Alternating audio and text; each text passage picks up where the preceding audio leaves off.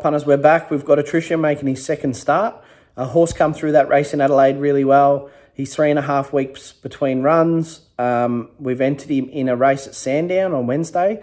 It's a 1300m 2yo Handicap. We couldn't find really any races over 1400 that were going to be suitable. So this is where we've ended up.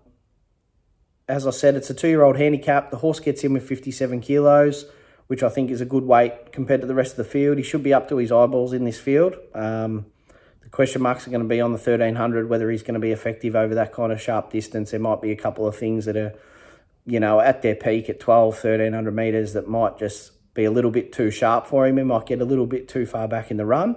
He's drawn barrier 6, which is a positive. He got buried on the rail in Adelaide and couldn't get a run till late, and kind of flushed home with some really strong closing sectionals. So I think barrier 6 will allow him to sit a couple pairs back the outside and hopefully get a toe into the race and really let rip down the outside rail, and ideally he runs over the top of them. We have Jamie Carr taking the ride, which is really exciting. I didn't expect that. When I saw her name in the form guide, I did a little bit of pee in my pants. But yeah, I think that's a positive that Jamie Carr's taken the ride, so we should get some fairly good feedback, and I won't be knocking the ride at all. But there should be plenty of excuses to come out of the race if he doesn't go too well. The track is probably going to be in the heavy range. We're keeping an eye on the weather and hoping that it goes around Sandown, but at the moment I think it's going to be a heavy 8. The horse has been back from $5.50 into $3.80 at the moment, so there's been some strong money for it. I think the danger in the race is going to be the filly Madame Dubai, and I think that the danger of the race, or the way that the race could pan out, is that the horse settles a little bit too far back, and because of the heavy track, he might not be as effective getting through it, and those late sectionals might not be as quick as what they were in Adelaide. So he could run out of track again trying to pick up the leaders. We'll have to, it depends if they're making ground, but we're going to be in race 1, so we're not going to really get an indication and see how the track is playing. Yeah, so out of this race, I mean, he's got bigger fish to fry, hopefully, and this isn't going to be anywhere near his grand final. So we're just hoping the horse takes a lot out of the run and, franks the form again and gives us some trust in the opinion that he's going to go on to bigger things, because ideally he does his best work in the spring and then the autumn. But look, we won't read too far into it. I just hope the horse, learns a lot out of the run and benefits from the run.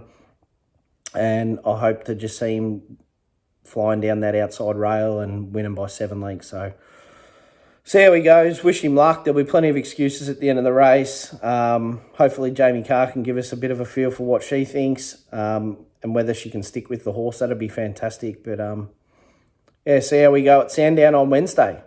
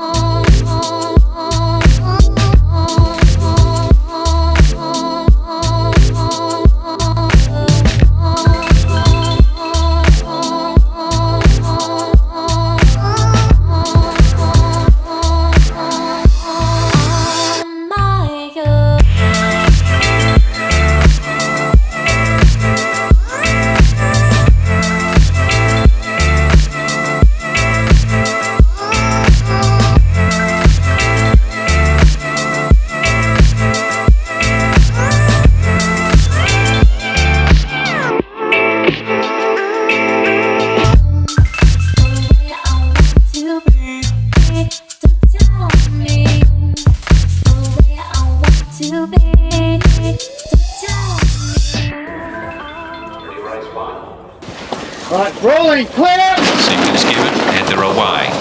And Attrition left okay. Michelotti was one of the first to step out. Distorted Missions immediately starting to press forward.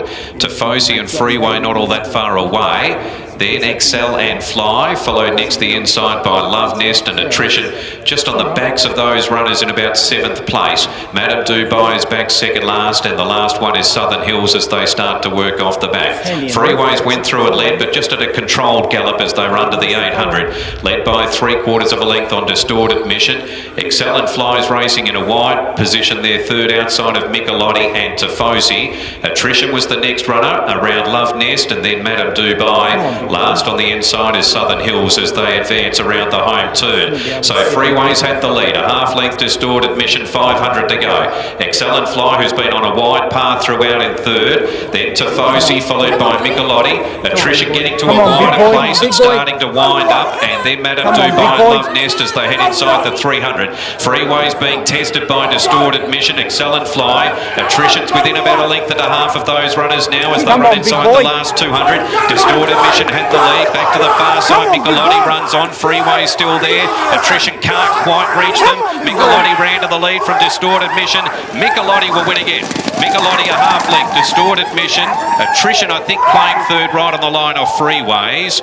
And then Southern Hills, followed by Madame Dubai, Excel and Fly. And towards the end were Love Nest and Tifosi.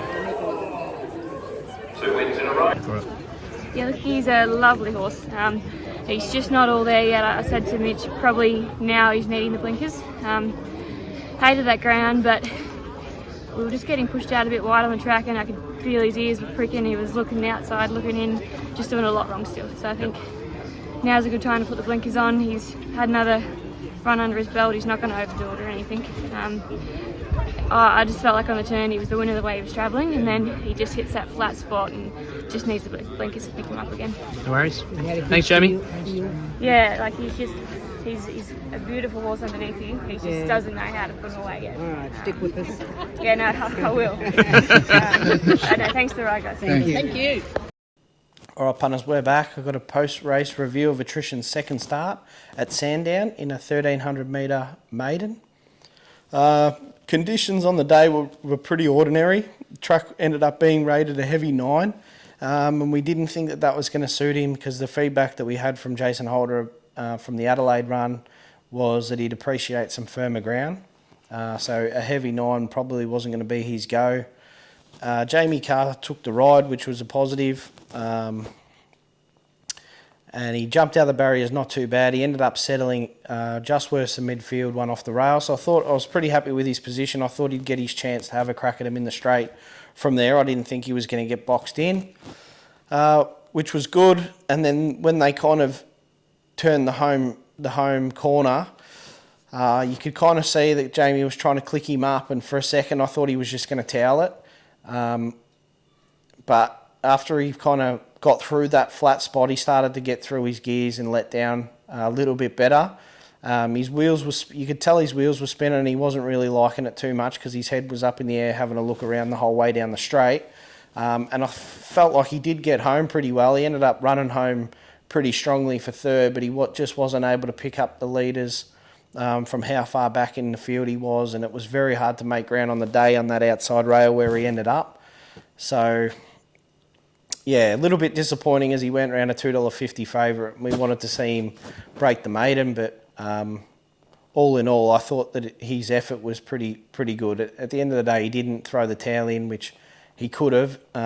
He toughed it out, and I felt like he still got through his gears really well and finished the race off really well. So yeah, I thought it was a good start. Heavy 10's probably not going to be his go, but hopefully we can get some drier tracks when he's really hitting his peak and we need him to fire. So that's Attrition's second start.